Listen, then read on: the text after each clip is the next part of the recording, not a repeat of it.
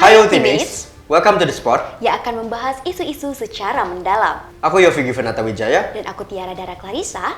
Kali ini kami akan mengajak Ultimates untuk mengulas berbagai masalah konser yang timbul sepanjang tahun ini. Yofi, ngomong-ngomong soal konser nih, gak sedikit loh publik yang menjadi korban penjualan tiket konser massal dan berujung dibubarkan oleh aparat kepolisian. Padahal Ultimates, tahu nggak sih kalau pemerintah kita telah membatasi kuota penonton konser? Lalu, kenapa ya banyak konser yang bermasalah beberapa bulan terakhir ini? Over capacity yang bikin orang-orang berdesak-desakan sampai nggak sedikit juga loh yang pingsan. Dara, sejak diberlakukannya PSBB, banyak sekali para seniman yang harus kehilangan pekerjaan karena konser dan festival yang terpaksa ditunda atau dibatalkan. Memasuki masa post-pandemik merupakan titik balik pegiat industri tersebut untuk bangkit dan memberikan hiburan terbaik bagi masyarakat. Tapi, hal ini tidak serta-merta sama seperti konser sebelumnya loh Ultimates. Ini karena diberlakukannya beberapa aturan terkait penyelenggaraan konser tersebut. Nah Ultimates, SK Dinas Pariwisata dan Ekonomi Kreatif Provinsi DKI Jakarta tentang pemberlakuan pembatasan kegiatan masyarakat level 1 menjelaskan kapasitas maksimal penonton yang cuma boleh menerima 70% dari total kapasitas lokasi. Dan konser hanya bisa berlangsung sampai pukul 12 malam. Pertanyaannya adalah, apa benar peraturan tersebut sudah ditaati oleh para pemangku kepentingan? Dalam beberapa konser yang berhasil terselenggara, tak disangka ternyata ada yang tega menjual tiket seharga nyawa. Pada konser Berdendang Bergoyang, polisi menguak fakta yang menyebut kalau penyelenggara telah menjual tiket sebanyak 27.869. Sementara izin yang disampaikan kepada pihak kepolisian cuma 3.000 penjualan tiket. Konser Berdendang Bergoyang melebihi kapasitas izin selenggara. Bayangkan, Istora Senayan hanya memiliki kapasitas 10.000 orang. Sedangkan pengunjung yang hadir lebih dari 20.000 orang. Gak masuk akal kan Ultimates? Beberapa penonton yang hadir menyampaikan keluhannya mengenai konser Berdendang Bergoyang melalui media sosial. Bisa dilihat bahwa cukup banyak komentar warganet yang kecewa. Seperti komentar dari salah satu penonton konser Berdendang Bergoyang yang mengatakan dia merasa konsernya nggak seperti yang diharapkan. Mari kita lihat tanggapan dari salah satu penonton konser Berdendang Bergoyang. Kak Rafa itu merupakan salah satu penonton Berdendang Bergoyang Festival, betul ya Kak? Betul. Oke, mungkin boleh diceritakan gimana sih kondisi konser dari mulai berlangsung sampai dengan akhir konser itu sendiri? Aku bisa nyimpulin banget itu konser kacau banget karena dari tempat parkir aja itu tuh udah jauh banget dari lokasi venue konsernya.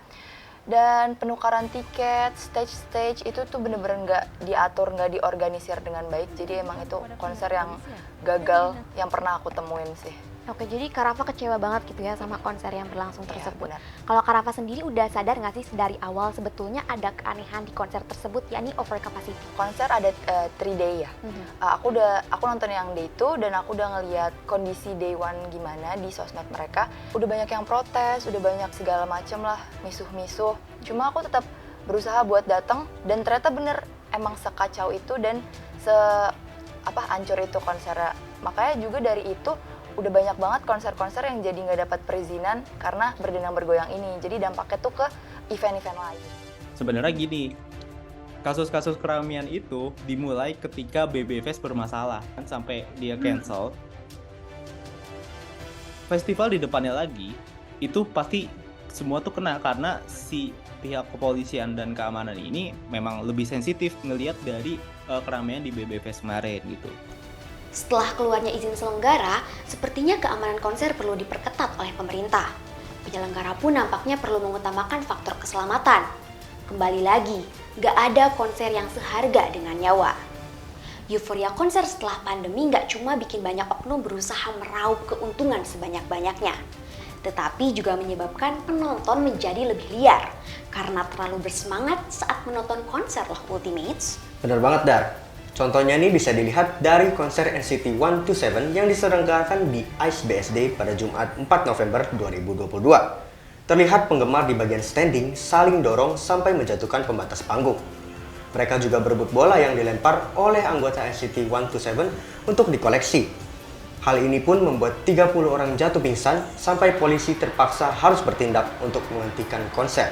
Berikut ini tanggapan salah satu penonton yang menjadi korban dibubarkannya konser tersebut. Bagaimana berjalannya kondisi saat konser? berlangsung hingga kegiatan itu berakhir bagaimana? Ketika udah konsernya mau dimulai, lightstick-nya udah nyala semua, hijau semua tuh penontonnya udah pada happy banget, kita nyanyi-nyanyi, terus menjalani konser dengan enjoy sampai akhirnya konsernya selesai. Sebenarnya nggak bisa dibilang gagal juga ya, karena konsernya tuh udah berjalan sekitar 2 jam dan euforianya juga udah terasa banget, cuman emang sedih banget karena harus berpisah dengan cara yang nggak baik-baik gitu. Terus karena penontonnya yang nggak kondusif, jadi emang mungkin lebih baik dibubarin aja gitu. Kemarin sempat rusuh kan? Bagaimana penonton itu ditangani oleh banyak penyelenggara? Oke, jadi aku cerita sedikit ya. Sebenarnya yang pertama kali nanganin tuh bukan penyelenggaranya, melainkan si member NCT-nya sendiri. Jadi ketika member lempar-lempar signball itu penontonnya udah mulai rusuh, terus barikadenya ada yang jatuh sampai penontonnya itu jatuh. Nah, karena di Korea itu belum lama ada tragedi Itaewon, jadi mungkin member takut juga ya para fansnya kenapa-napa, membernya khawatir, dan yang nanganin tuh pertama kali membernya pada bilang kayak hati-hati, terus pada mundur, harus tertib biar semuanya nggak ada yang terluka. Lalu para pihak penyelenggara juga minta maaf banget ke penonton karena konsernya memang harus dibubarin. Beberapa konser dari musisi besar yang harusnya digelar pada bulan November ini banyak yang dibatalkan.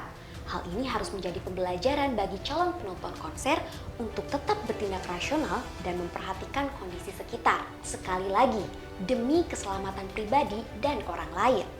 Ultimates menjadi penonton juga nggak hanya sekedar membeli tiket dan datang ke konser. Banyak persiapan yang harus dilakukan bahkan jauh hari sebelum konser itu tiba. Penggemar dari berbagai daerah rela menuju ibu kota dengan berbekal tiket dan calo. Tidak jarang bagi mereka melalaikan beberapa tugas dan mengesampingkan dirinya sendiri untuk bertemu dengan sang idola.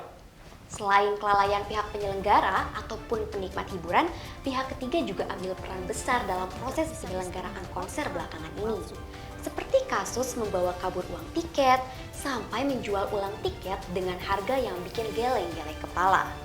Rasanya 2 tahun terjebak pandemi tetap nggak bisa jadi alasan seseorang untuk sesuka hati mengambil semua keuntungan. Perekonomian yang sedang bangkit sayang sekali kalau harus terpuruk kembali hanya karena kepentingan beberapa oknum. Mengingat konser juga membantu membangkitkan perekonomian Indonesia. Bapak Sandiaga Uno selaku Direktur Pemasaran Ekonomi Kreatif mengatakan PDB dari sektor ekonomi kreatif di Indonesia pada 2021 memberikan kontribusi yang cukup besar dengan nilai 1,3 triliun rupiah. Tentu sangat disayangkan ya Ultimates. Ultimates, semua permasalahan konser yang terjadi nggak menyurutkan semangat masyarakat dalam menonton konser. Banyak juga konser yang berjalan dengan lancar, seperti Stray Kids Second World Tour Mania, Synchronize Festival 2022, dan juga Seventeen Be The Sun. Gak hanya itu dah, tiket konser Sheila on 7 diberitakan terjual habis dalam waktu 30 menit aja. Padahal, konsernya masih akan dilaksanakan tahun depan. Perubahan paradigma seluruh pihak tentu menjadi salah satu solusi agar terselenggaranya konser yang tertib dan tentunya menghibur sesuai tajuk dari konser itu sendiri. Menjadi lebih dewasa dalam menyikapi berbagai hal merupakan pilihan tepat dalam menyikapi permasalahan yang ada. Dengan mengurangi rasa keegoisan, fanatik dalam mengidolakan, dan selalu berorientasi pada uang. Semoga semua permasalahan ini nggak menyurutkan niat para musisi untuk menggemparkan jagat Nusantara dengan konser-konser lainnya. Dan semoga dengan adanya beberapa masalah yang terjadi menjadi pembelajaran untuk masa depan. Ultimate, sekian perjumpaan kita di To The Spot. Aku Tiara Dara Clarissa. Dan aku Yofi Givanata Wijaya, pamit undur diri. Goodbye, Ultimates!